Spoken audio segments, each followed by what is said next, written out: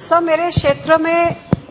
पिछले कुछ समय से किसानों के ऊपर बहुत बड़ी तकलीफ मुसीबत आई हुई है। सर, आप जानते हैं कि कुछ समय पिछले क्रॉप में जब वीट था तो मार्च के महीने में इतनी गर्मी आ गई कि उसका ग्रेन सुकड़ गया, उसकी आउटपुट कम हुई और जब उसको एक्सपोर्ट करके 2 पैसे मिलने थे तो सरकार ने बैन लगा दी। अब सर दूसरी क्रॉप आई है तो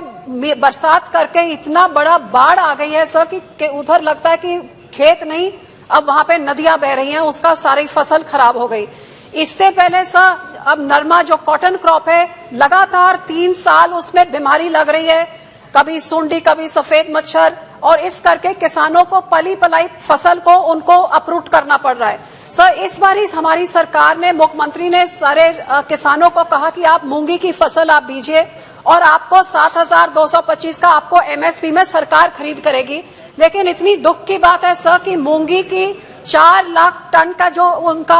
अब क्रॉप आई है उसमें से